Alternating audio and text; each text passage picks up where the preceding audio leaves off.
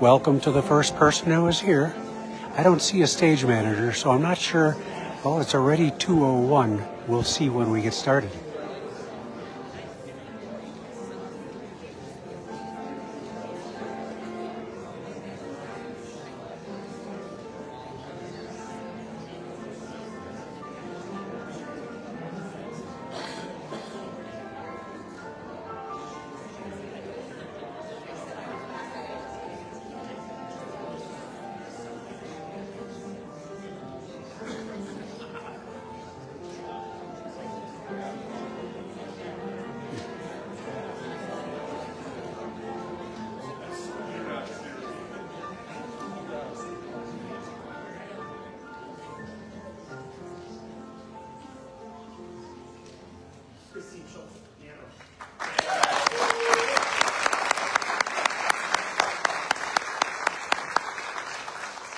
Hi, everybody. I'm going to go off script.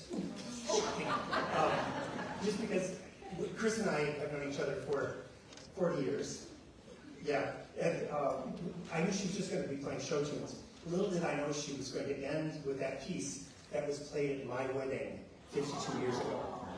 So now I can't go on. Also, I gotta say that we have a bunch of special guests. We weren't sure who was going to come to this event, who was still alive. And so it's so exciting to see some of you are still alive, which implies it. So in any case, we want to begin by saying we have several former and one current president amongst us. And so before we begin, let us recognize that you knew in the program that President Emeritus Richard R. Rush was here.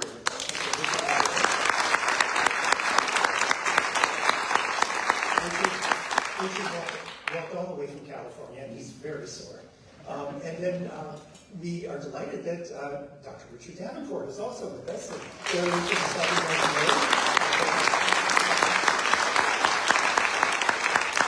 one person who knew that was coming was our current president, Edward Inch, and Ed is saying the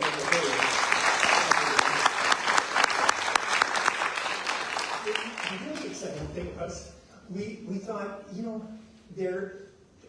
we thought some faculty would come for sure. We thought maybe one or two deans would join us. And as I was walking around the lobby, I'm old enough to recognize, well, there's a dean, there's a dean, there's a dean.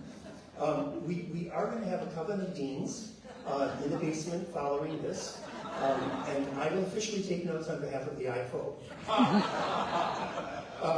Could all of the former and current deans who are here please stand and be recognized? I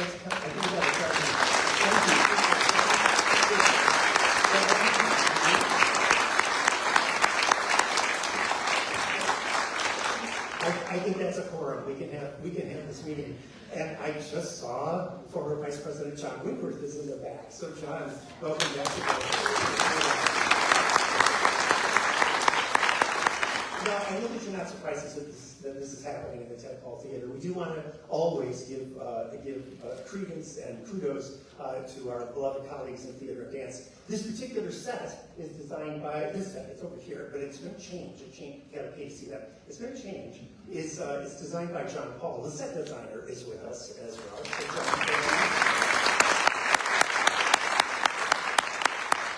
And then once again, I'm going to mention the beloved Chris Schultz at the piano. She'll be playing throughout this afternoon and throughout this evening as well. You got to pay again to see her. And, so that's my off-the-cuff things. It's over. We'll see you later.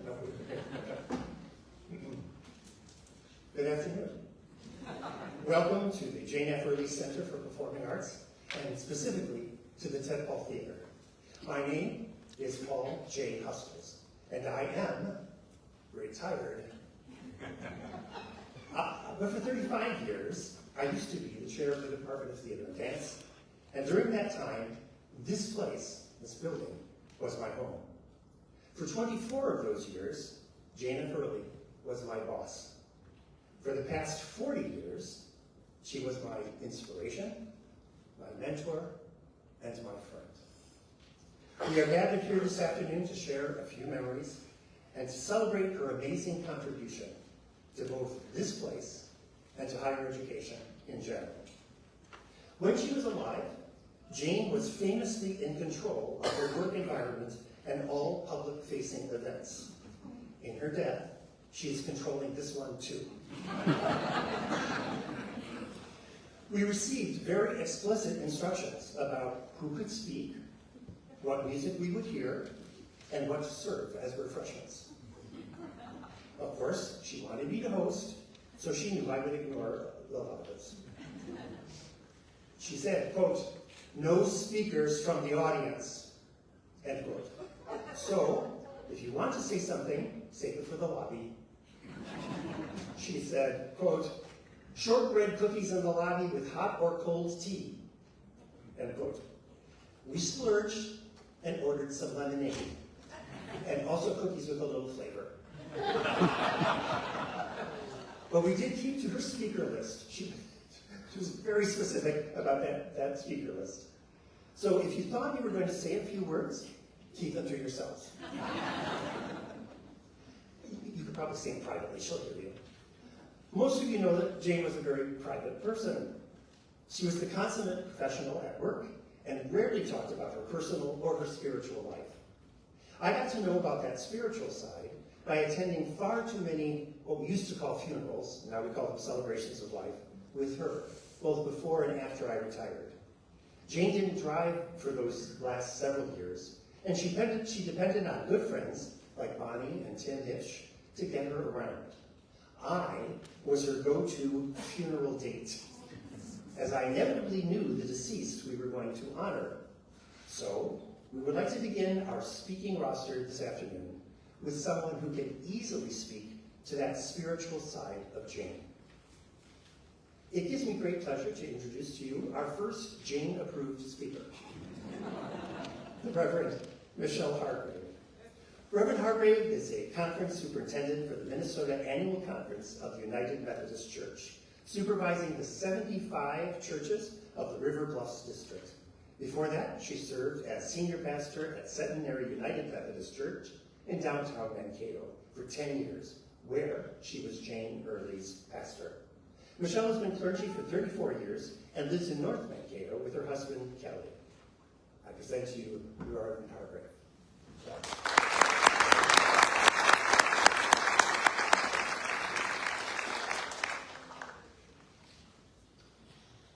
Good afternoon. Jane was a lifelong Christian, and so I will offer an invocation prayer in that tradition, but I want to make room for whatever soul space you are bringing this afternoon. Let us pray. O great mystery, we are grateful today for the life of Jane Earley, for giving her to us, for the parts of her that remain in our minds and hearts, and for the work that she did that will echo on through the years, for the hundreds of people that she mentored, for her vision, for her wisdom, for her ferocity, and her humor. We give you thanks. Bless our remembrances here today, our gifts of music and words, of memories and hope. Bless them, bless Jane, and may her life continue to change ours. Amen. I had the delight of being Jane's pastor for about 10 years, and during that time we had a rich conversation about weekly worship, the events of the world, and poetry. I shared this morning at a memorial service that we had an extensive conversation about how to improve the sound of our worship experience, because she was worshiping online, and so she was very involved in that. She always had a comment about whatever we were doing, and was just keenly observant and aware of the ministry and the impact, and so free with her opinions. And as I shared those stories this morning, it seemed to me that that was a common experience with Jane. And she's her piercing intellect, powers of observation, and her desire to mentor us all into being better. And I just am so blessed by that rich conversation we had. I was an English major when I was in college, and I think that probably that training was one of the things that opened up a relationship between us, because poetry became a way that we connected with one another, and as we shared just this long conversation about meaning and mystery and literature.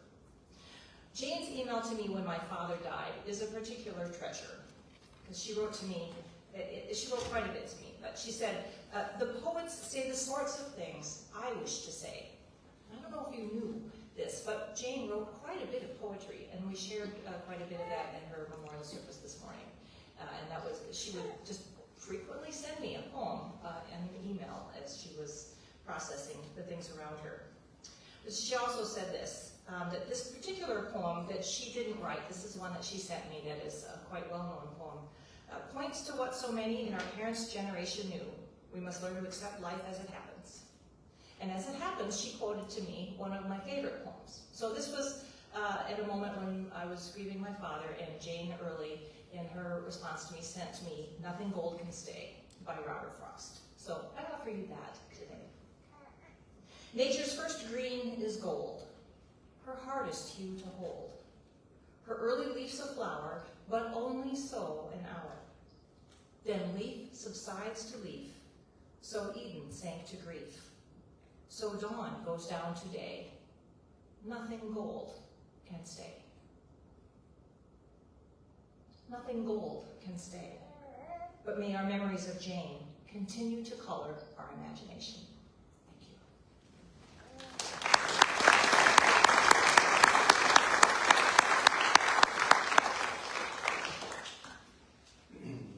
Jane had a deep appreciation for spiritual music, as well as the lyrics of the music that spoke to her poetic sensibilities. At the earlier service today that Michelle referenced, we heard some of her favorite hymns. We couldn't hear them all. She had a list of, what, there were 100 of them. There were quite a few. But she called these congregation singing. And often she accompanied them herself on the church organ. For this event, Jane requested a special ballad that spoke to her directly. And she wanted one of her favorite singers to sing it for you. She first heard Nick Wayne when he was an undergraduate student. And then we hired him the second he graduated with his master's in music from MSU, and he became the music director and vocal teacher extraordinaire for the Department of Theater and Dance. First, as a member of the administrative faculty, I'm saying this for all the deans out there, he was an administrative faculty, and then at long last, as a tenured track professor. He was, I'm proud to say, just promoted and tenured this term. Here is Associate Professor Nick Wayne, accompanied by the ever-present and always brilliant pianist and MSU alum, Gus Schultz. Nick will be singing a Scottish ballad, My Ain Country, by Mary Augusta Lee Demarest.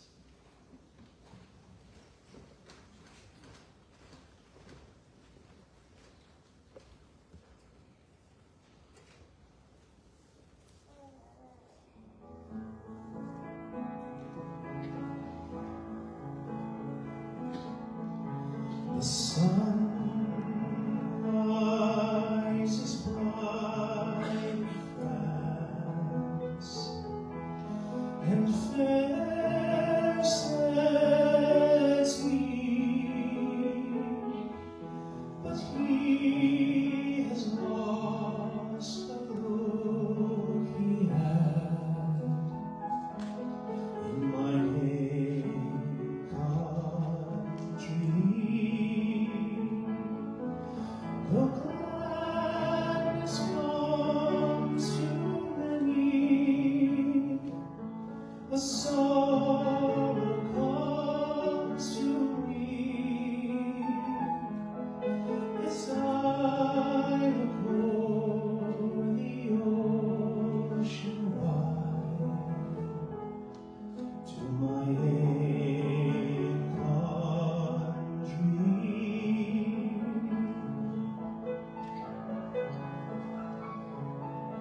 It's no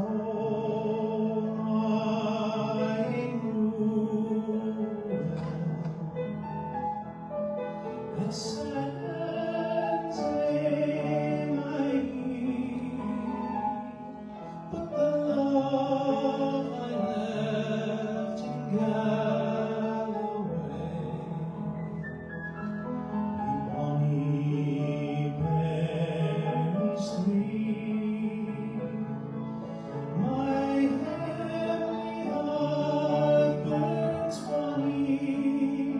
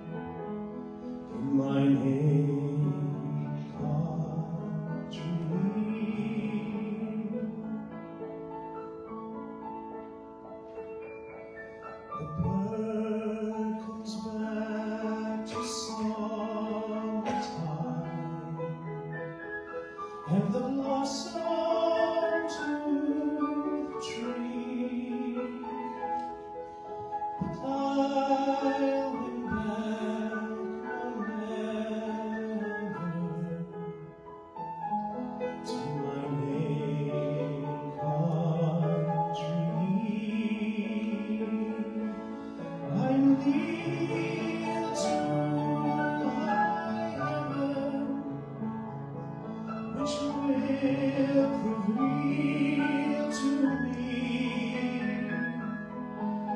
and I will meet ye right soon in my native country, and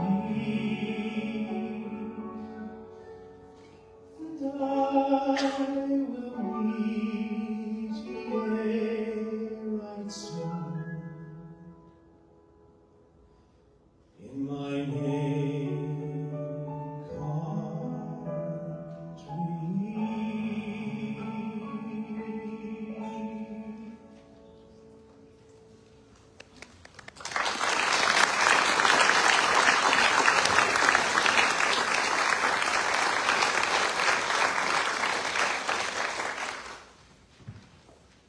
When you die, and if you're lucky enough to get to heaven and you hear the choirs of angels, it's going to stop like that. Thank you, Nick. And Chris arranged that. They found it online. There was no music there. Chris has this extraordinary ability to play anything in any key because she's an MSU alum.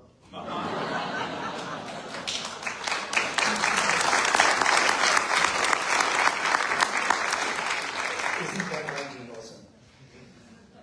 Evan Bonham has known Jane since 1996. Evan served as the first development director for the MSU College of Arts and Humanities with Dr. Jane Earley. Since serving with Jane at MSU, Evan has been a professional fundraiser and advancement leader in higher education institutions such as Virginia Tech, Marietta College, and Winthrop University. Evan has raised over $220 million for those institutions. But by far and away, Evan's favorite and most memorable fundraising initiative, and his first big one, right, was the Andreas Black Box Theater, right over there. Currently, Evan serves as the Chief Advancement Officer for the Charlotte Museum of History in Charlotte, North Carolina. Evan and his wife, Tanya, are the proud parents of twin sons, Alex and Grant, who Jane would take great delight in during the family's reunion and return visits to Minnesota and the Mankato area. Currently, Alex and Grant are sophomores at Ole Miss. Evan says, hotty toddy. Mr. Evan Bowen.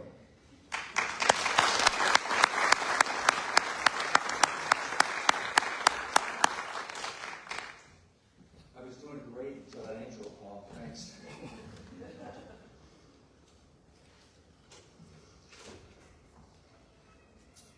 Jane. Memories of Jane fill me and all of us here today at the Tadpole Theater and the Jane F. Earley Performing Arts Center. Jane would have loved today's tribute service. Jane would have enjoyed visiting with each of you. She had a gift of remembering something special about you, and she would weave it into the conversation with you. Jane made you feel appreciated and valued. That was one of Jane's special gifts. My lifetime journey and friendship with Jane began in November 1995, just a few months before January 96. In November 1995, I was interviewing with Jane and the college faculty to join the college as their first director of development. I had completed the day of interviews, and the faculty search committee was mixed on me. Some thought I should be hired, but others thought they could do better and should keep searching.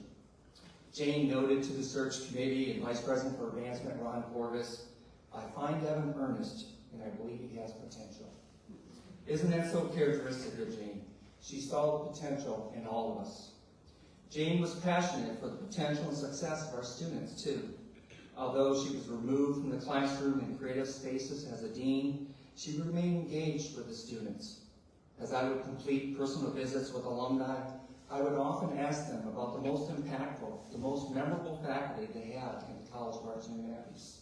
I would hear stories about Eleanor Annis, Edis Barber, Kiyosui Matsu, Ted Paul, Fred Bach, Florence Momberg, Larry Schnorr, and others who had been committed to student success and could be considered college faculty giants. Although Jane may have been small in stature, I believe she stands tall and joins these memorable and impactful faculty giants. Jane was a fierce advocate of the college's students and faculty, both in the community and Dean's Council meetings. Jane believed at MSU that all boats rise with the tide, but please remember that the tide is the College of Arts and Humanities.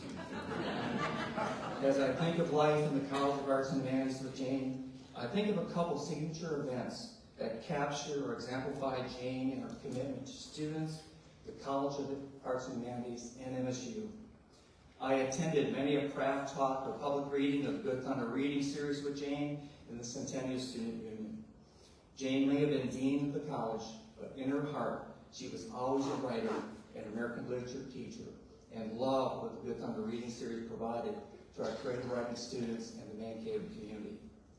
The college convocations to kick off a new academic year were must-see events and always locked into my calendar. One of the convocations that still resonates with me today had the theme, heavy lifting. Jane spoke to the college faculty and staff and noted the role and responsibility we had to our students. Jane implored, we must do the heavy lifting for our students in the university. In 1994, the annual Purple and Gold Galas to celebrate philanthropy and MSU donors were launched by Vice President Ron Corvus and Emeritus President Dick Rush. During a few of the early Purple and Gold Galas, Jane and I appointed ourselves as official readers to the galas so that every donor and guest met us and were touched by the College of Arts and Humanities. We took every opportunity to advocate and put forward the college and our faculty and students. As today's program notes, Jane was a fundraising pioneer at MSU. What was one of the enduring keys to success for higher education advancement that Jane taught me? Jane was a wonderful storyteller and taught me how to be a storyteller and keeping our faculty and students as a central storyline. You began every story with a student and ended every story with a student. Our fundraising trips together took us to the Twin Cities and crisscrossing all across Minnesota and Iowa. We also completed annual trips to Naples, Florida to meet with Lowell and Dean Andreas and other alumni and donors. I need to remind you that these travels were the age before Google Maps, GPS, and phone apps. Sometimes we knew where we were going, but most often our travels involved Jane serving as navigator with atlases, state maps, and directions from alumni and donors strewn across her lap. When we opened the Black Box Theater in 2000, which was made possible entirely for private philanthropy, and many of you here today, there was still some work completed. In that regard, Jane and I owe Emeritus President Dick Rush and MSU an apology. Dick, after the Andreas Theater, Black Box Theater, we are sorry we didn't get the new visual art plan built. Paul Hustles is directing this tribute service, and brevity is important. I do not want to be blamed for my scene going too long, so I need to conclude, and I will do so with Jane's favorite poet, Robert Frost. Into my own. One of my wishes is that those dark trees, so old and firm they scarcely show the breeze, were not a swerve, merest mask of gloom, but stretched away unto the edge of doom. I should not be withheld, but that someday, into their vastness I should steal away. Fearless of ever finding open land, or highway where the slow wheel pours the sand. I do not see why I should e'er turn back, or those should not set forth upon my track. To overtake me, who should miss me here, and long to know if still I held them dear. They would not find me changed from she they knew, only most sure of all I thought was true. We hold you dear, and we miss you, Jane.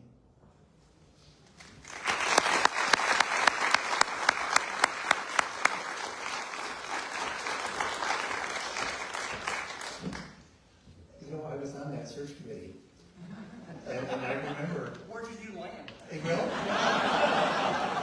I do remember when Jane asked us, it was like, yes, ma'am, and she said, don't ma'am me, and I said, yes, my lady. The next person on our Jane-approved speaker list is Dr. Linda Baer, and she's had many important positions in academia. She is the former Senior Vice Chancellor of the Minnesota State Colleges and University System, also known as MinSCU. And I guess they've recently rebranded themselves.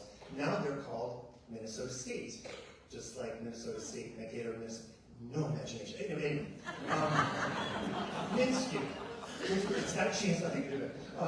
Which is comprised of 26 state colleges and 7 state universities, with 54 campuses throughout Minnesota, including this one. She also served as, importantly for this discussion, the interim vice president for academic and student affairs at Minnesota State University, Mankato. Dr. Greer first met Jane in her role as vice chancellor at MSU when she served as host to many, many academic meetings with university leaders throughout the state. In that role, she was honored to present Jane with an Outstanding Leadership Award. They also met in Chicago for regular accreditation meetings, or that's what the calendar said. When Linda came to MSU Mankato, Linda and Jane would meet frequently for lunch at one of Jane's favorite eating establishments, Applebee's. No reservations required. After Linda left Mankato and Jane retired, Linda still made it a point to come back to visit, take Jane to lunch, and to continue to have wonderful conversations about life's journey. MNSTU Senior Vice Chancellor, Dr. Linda Bear.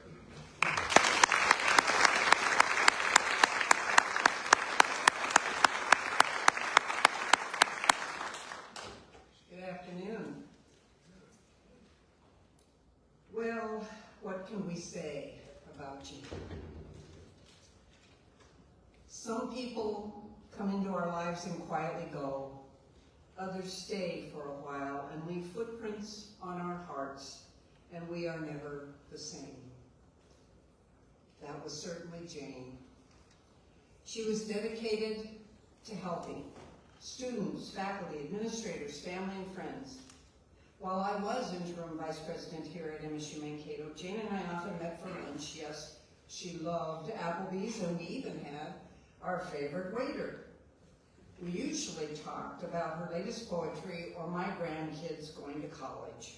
She loved to be a part of their journeys. It was during one of our conversations at Applebee's that Jane hatched the great Girl Scout cookie caper. I mentioned that our granddaughter was selling Girl Scout cookies. Jane looked at me with a twinkle in her eye, and she went home and got online and determined she would buy 40 boxes, much to the surprise of our granddaughter. Owen asked, "Does she eat them all?" I said, "Yes, she did." And over the next few years, Jane ordered at least 30 boxes per year. We delivered cases of Girl Scout cookies to her. In fact, I was going to deliver 29 boxes this year when she passed. Tim said keep them, so I shared them with my sisters and friends. Jane told the story about being contacted by the MSU Alumni Association. They connected with Jane to see if it was okay to share her information.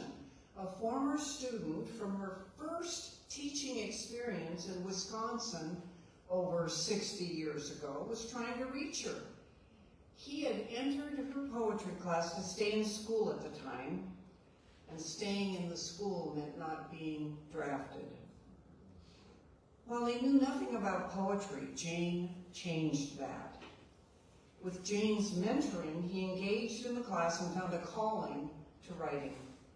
The student from 60 years ago started corresponding with Jane recently, sharing poems for her to review, for her advice, and for discussion.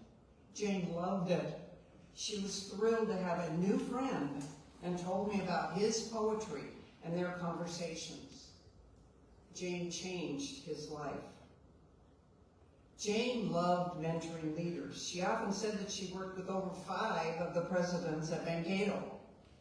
As the longest-serving arts and science dean in the country, she mentored college deans across the country.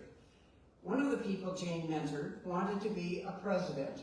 He applied to many places but didn't find the right match. Jane provided advice, and one day a few months ago, she talked with him about an interim presidency in the Minnesota system. She encouraged him to apply, and he was offered the job. She changed his life. She helped people see their potential and work towards their hopes and dreams. Jane would greet her colleagues with great enthusiasm at Fall Startup. In her poem about the dean, on the first day of school, Jane said, "September after September, I'd tell myself my role was to rewind. To bring back to their minds the job they'd come here to do, to remind them of its importance. My role was to name the thing they did and to ask them to remember it and to share with their students why they had fallen in love with their subject in the first place." A colleague asked if we could invite the women deans at MSU to a leadership retreat. Jane and I invited Margaret Prescott, former president at MSU Mankato, to join us. I valued Jane and Margaret as pioneers in leadership. We knew leadership can be lonely. This was a magical afternoon where we shared stories of our journeys, hints about difficult situations, how important it was to form your network of support, and what real leadership was about. In that, she shared the 10 don'ts for deans, the myths and realities according to an experienced dean, and what brings you the most joy. Jane focused on relationships, as a colleague shared. Not projects, not legacies, not buildings. Relationships were Jane's specialty and life force. And she guided, mentored, and led from a place of deep care for others in the community. She would lean forward, look you deep in the eyes with a focus that was laser sharp and intense. And you knew that for a time, someone in this world was truly listening and hearing you. Jane is still with us through many of those conversations and memories. She was always trying to connect people to how they could make a difference.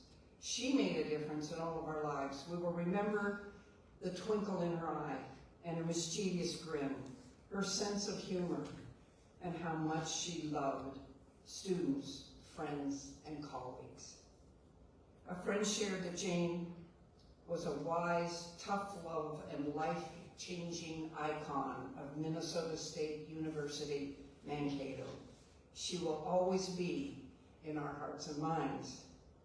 So, some people come into our lives and quietly go. Others stay for a while and leave footprints on our hearts, and we are never the same. Jane left footprints on our hearts, and we are better for knowing her. Thank you, Jane.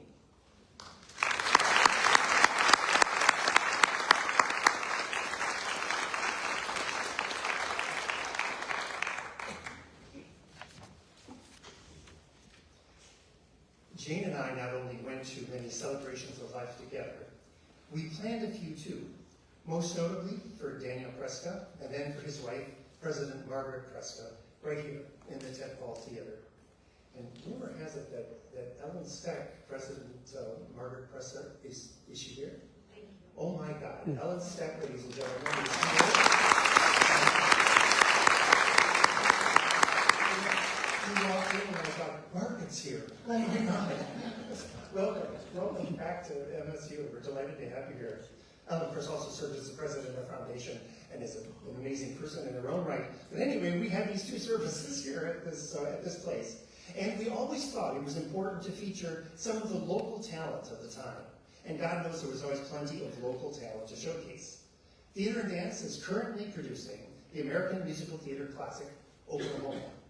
We know that Jane was from Iowa, but her good friend, Donna Lenny, was from Oklahoma. And it isn't hard to imagine those two former English teachers frolicking amongst the corn stalks and the great open skies of their native homes. And if you can't quite see it with this light, come tonight and you'll be able to and you'll see the two of them frolicking there. Here is the male lead of Oklahoma, Senior Davis Jensen, who plays the charming cowman Curly, singing a song you will all immediately recognize. Davis.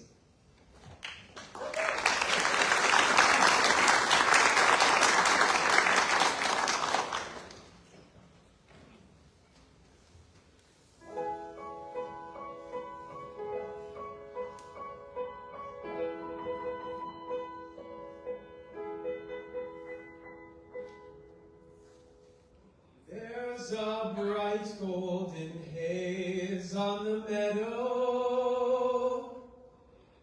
There's a bright golden haze on the meadow. The corn is as high as an elephant's eye,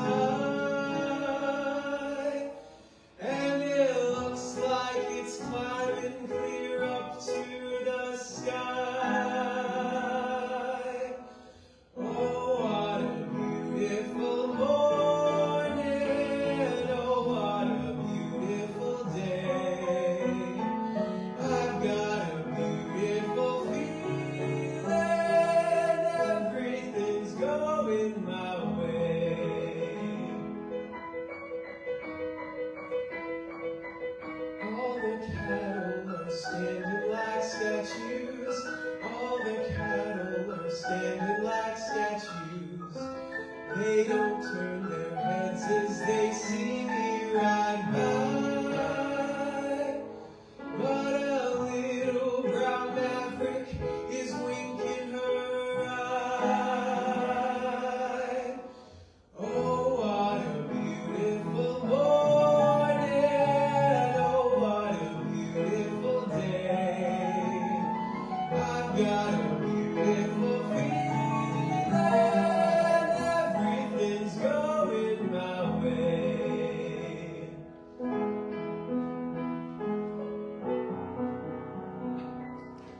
All the sounds of the earth are like music.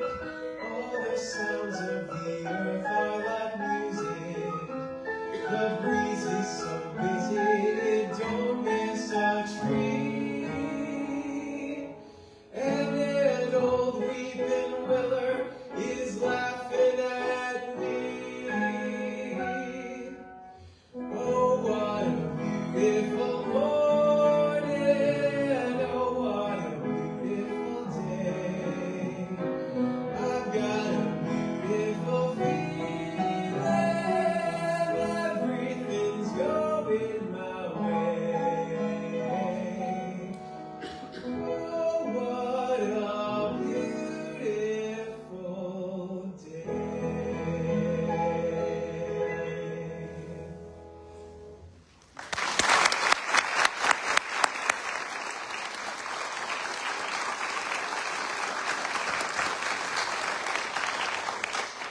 Thanks, Davis. Thanks again to Chris Schultz at the piano, as always. Yes, yes, yes, it's a pleasure. We can never applaud performing artists enough. A side note, some of you might recognize Davis as one of the leading actors of both Cabaret and Rent over the last 2 years. I got a chance to direct him in my very last show at MSU called Something Rotten. And I immediately knew he was destined for something less rotten.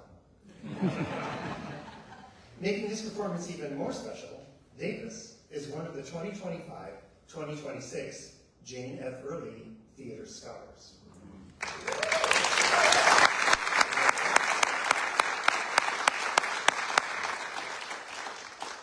We are very honored to introduce our final Jane Earley approved speaker. Dean Earley met Richard R. Rush while he was interviewing for the position of president at Mankato State University. She personally decided that he was good enough to become our president for the following 9 years, and a professional and personal friendship bloomed during that time. Our Minnesota weather proved to be a bit too much for him, and he eventually returned to his beloved California, where he became the founding president of California State University Channel Islands, all of those islands.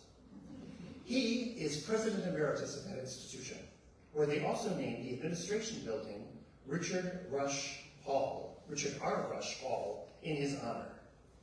Always a great supporter of the arts, President Rush currently serves as the chair of the board of the Museum of Ventura County, that is in California, and has nothing to do with former Minnesota Governor Jesse Ventura.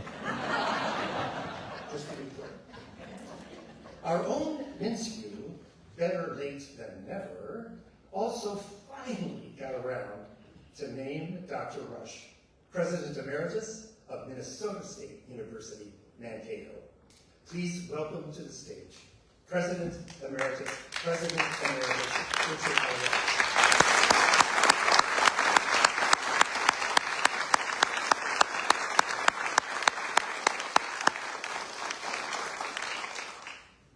I never wanted Paul to speak ahead of me.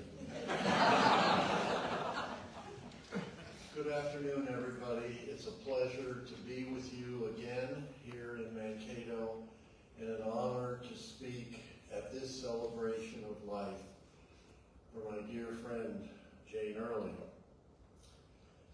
With apologies to the poet Elizabeth Barrett Browning, how shall I miss thee, Jane? Let me count the ways. Well, let's start at the beginning. That, as Paul said, was during the time I was a candidate for president here. And having gone through the whole process, I came into the president's conference room for the exit interview, and Jane was sitting at the end of the table as I came in the door. And as I walked in, she grabbed my arm and said, "Clean up your act."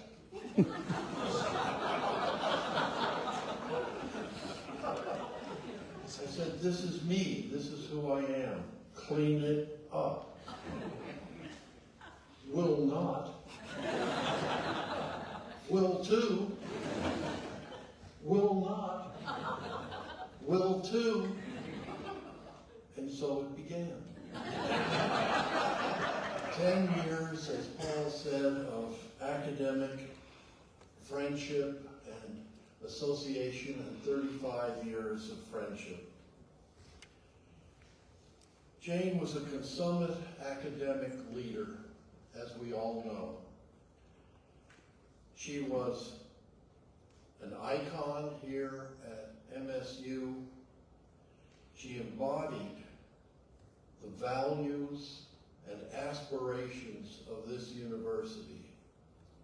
And as we move forward during my years, and as it has continued in the successive years, those values have continued because they are the essential MSU values.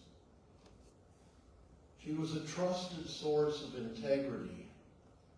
The decisions that were made at MSU were grounded in that integrity of who this university is, what it wants to accomplish, and why we are here for students. She was an inspiration, as Evan said, to preserve and foster the commitment to service. We were here for others, not for ourselves, but to use the talents that we were given in the service of others as we had been asked to do. But she held us all to a very high standard. As Evan and Linda pointed out, and actually to Michelle as well, and what's his name, the MC man.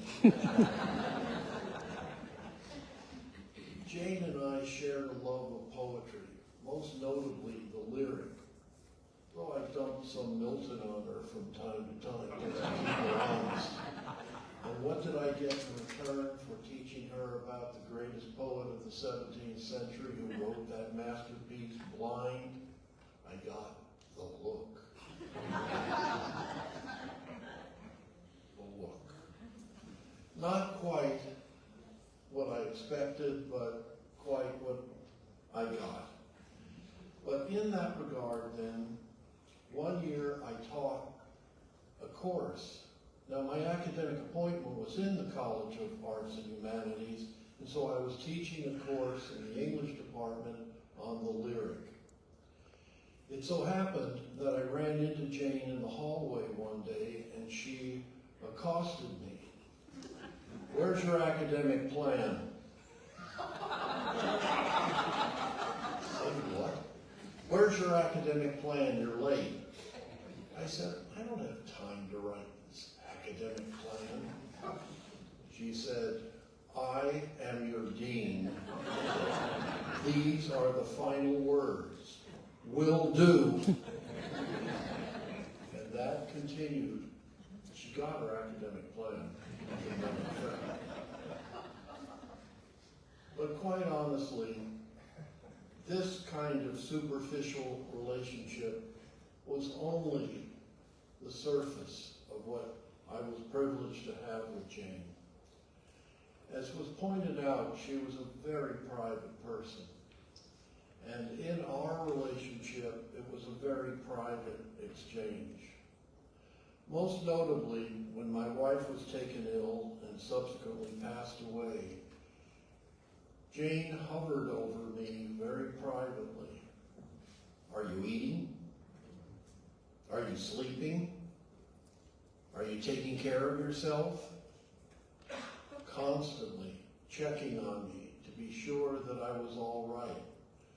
These acts of friendship, of concern, of care, of private support meant the world to me and continued on.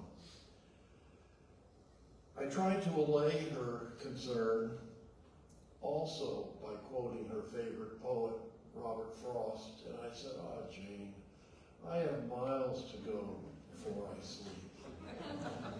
And she said, are you eating? And when it transpired that I moved to California and took up the responsibility there, this concern did not stop. How are you doing? Are you eating? Are you sleeping? What are you doing for yourself?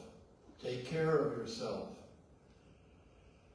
I love Jane for who she was as an academic, who she was as a person with that fundamental integrity.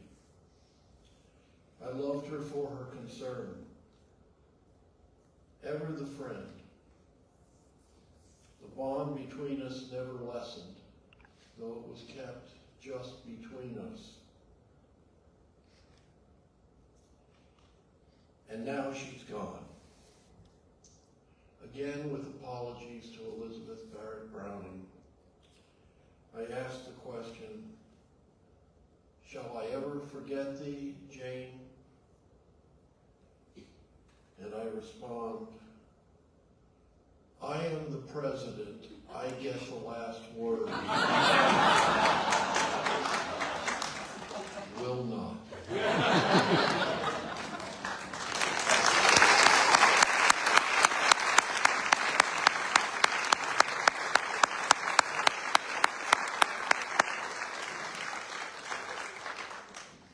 Thank you, President Rush.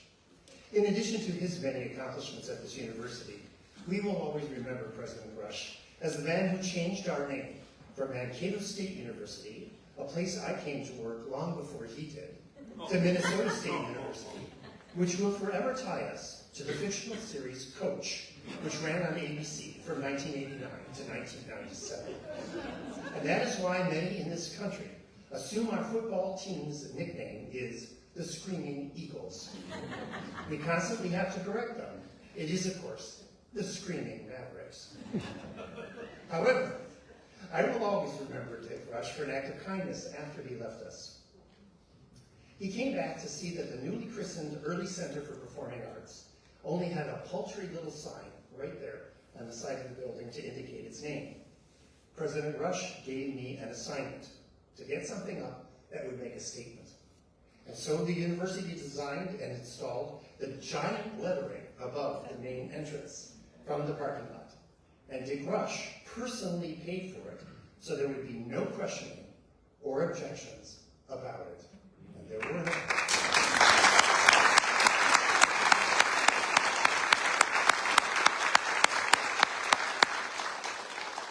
Jane Earley was thrilled and got to see those bold letters every single time she entered her namesake building. And when she left the building, she turned around and gave it a farewell smile. Thanks for that, Dick. It was 2011 when we dedicated this building in honor of Dean Emeritus Jane F. Earley, and she personally picked the performances by both the Departments of Theater and Dance and the Department of Music. And as part of that, she chose one of her favorite songs from the brilliant Stephen Sondheim musical, Into the Woods. Always a woman who appreciated the importance of words, this song spoke to her on many levels. She wanted us to reprise it at this event. So once again, here is the angelic professor, Nick Wayne, accompanied by Chris Schultz, to sing No One is Alone.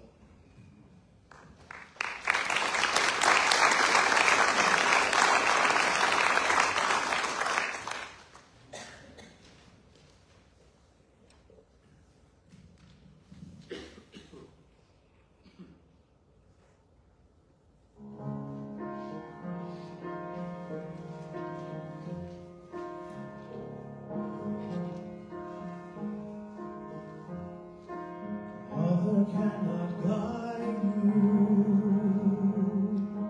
Now you're on your own.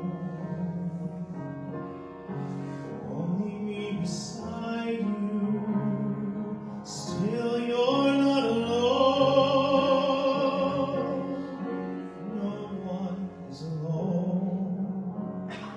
Truly, no one is alone. Sometimes people leave you halfway through the wood. Others may deceive you. You decide what's good. You decide alone. No one is alone. People make mistakes, fathers, mothers, people make mistakes, holding to their own, thinking they're alone. Honor their mistakes, everybody makes one another's terrible mistakes.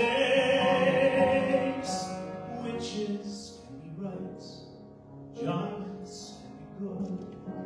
You decide what's right, you decide what's good. Just remember, someone is on your side, someone else is not. While you're seeing your side, maybe you forgot they are not alone. No one is alone.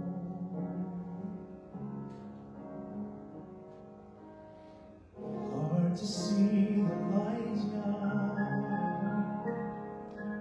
Just don't let it go.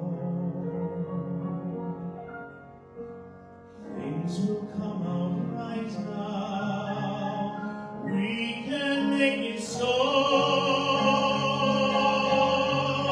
Someone is on your side.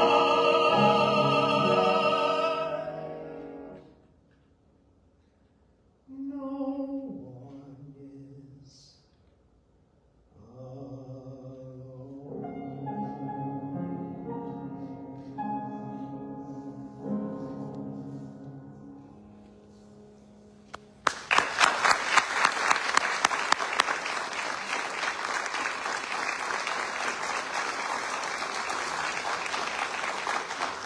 Thank you, Nick. Thank you, Chris, once again.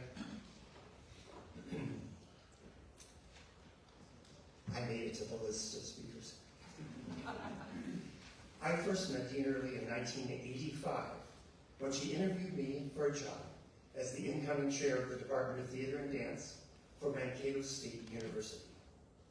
I was immediately struck by her serious yet pleasant demeanor as she sat behind her somewhat disheveled desk. Well, it was a mess.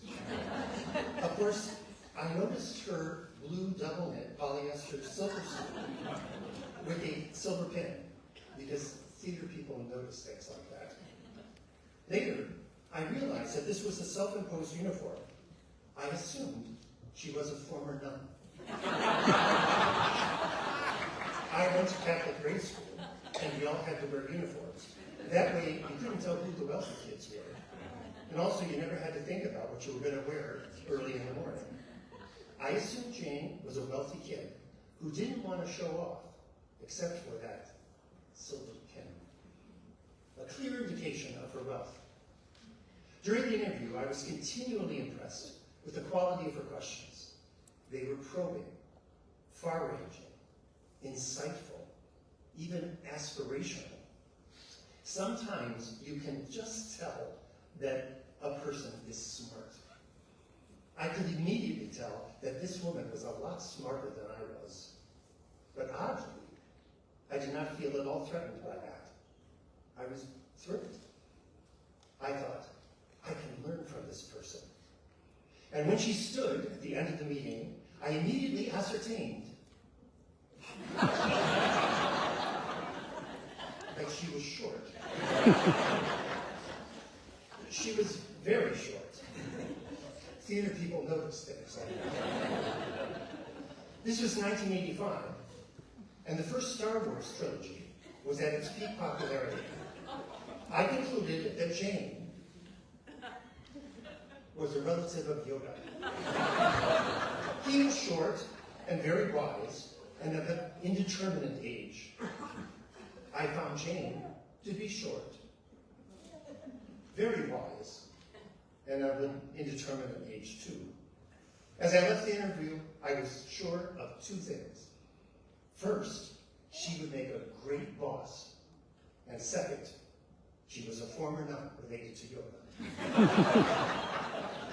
To be sure, some of my colleagues, both professors and chairs, felt a bit intimidated, even threatened by Jane at times.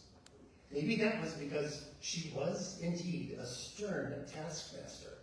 She did not suffer fools lightly. Somehow, I convinced her I was not a fool. Or if I was a Shakespearean fool. She cherished honesty, plain dealing. She herself was a master broker, and her specialty was getting things done. And those things inevitably helped students and faculty.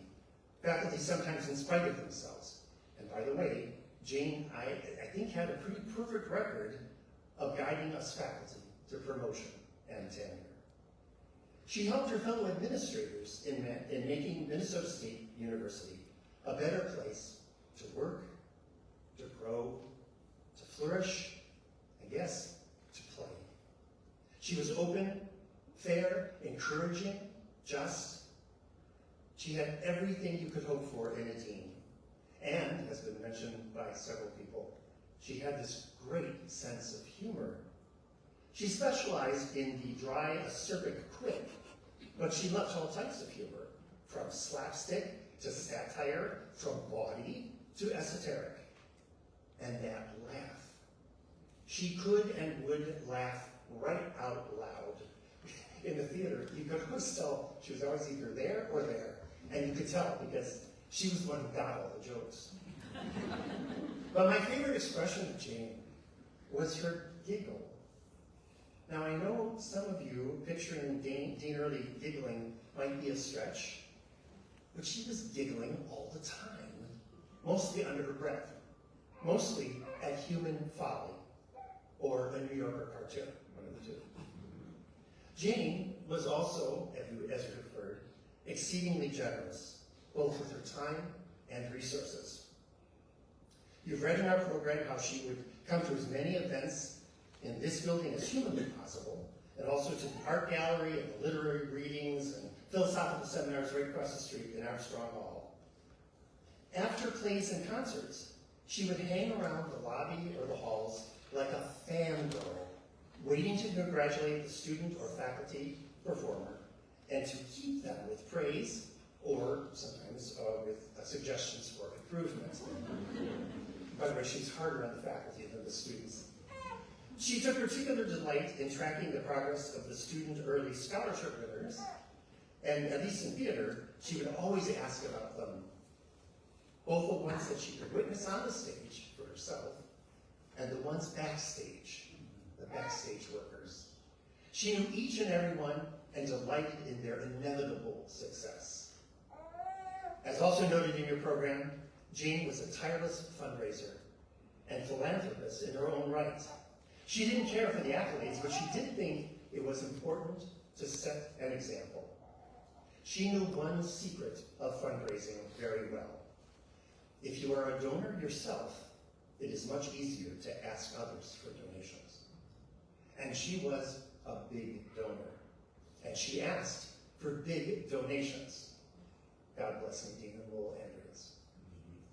One fun fact, we retired faculty and staff at MSU have always had the privilege of receiving complimentary tickets to theater productions. We forced administrators to pay for their own tickets until the moment they retired. Oh, and I'll never forget Margaret's face when I told her she had to start paying for her tickets. She said, okay. I think they were $4.50 at that time. When Jane retired, I told her the tickets were now free. Her reply, quote, nonsense, you need all the money you can get. We did. She dutifully paid for every ticket, even if she knew her health would not allow her to regularly come to the theater in these last couple of years. And I'm sure she has a ticket for Oklahoma right now. You'll find her name emblazoned on a whole bunch of seats that you're sitting in right now. It's right around that last row there. I think there's 10 of them. When we did the reconstruction of this theater, she was part of that campaign. She was part of all the campaigns. On November 12, 2004, the former MSU Dean of College of Social and Behavioral Sciences, Dr. Susan Coltrane-McQuinn, presented a lengthy and thoughtful speech about Jane to the Council of Colleges of Arts and Sciences at their annual meeting where they were honoring her. In it, she said, and I quote at length,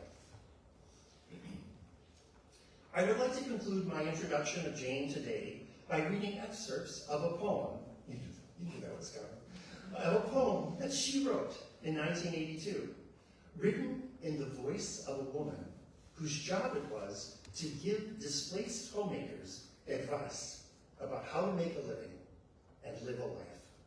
The poem is entitled Faded Women, and in many ways it serves as a metaphor of what Jane Earley has herself aspired to do and what she has done as a dean throughout her career for students, for faculty, and for other deans by word and by example.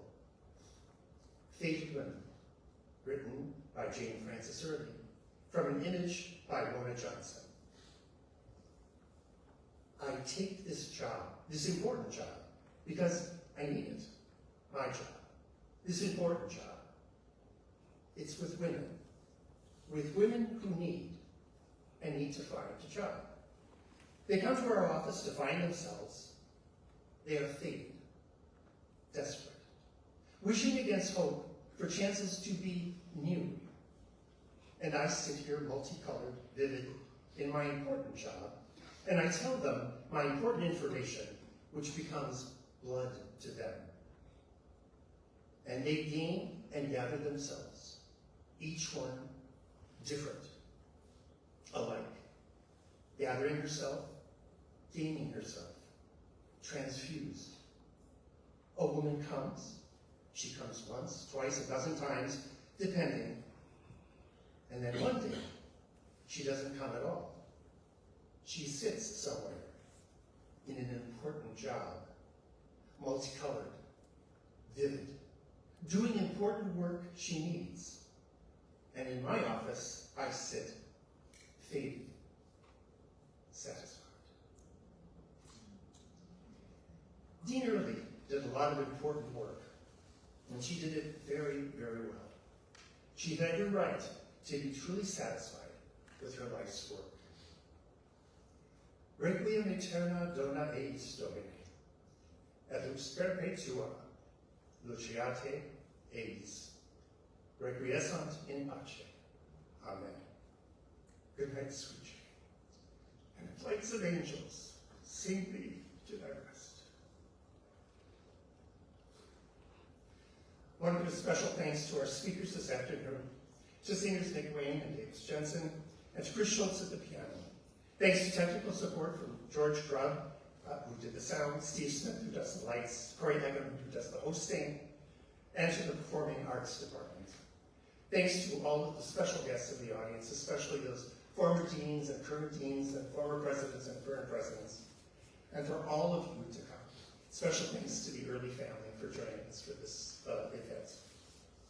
And Jane now invites you to have limited refreshments. No lunch, limited refreshments in the lobby where you can talk about her if you wish. And one last thing that I have to say, season tickets are gone.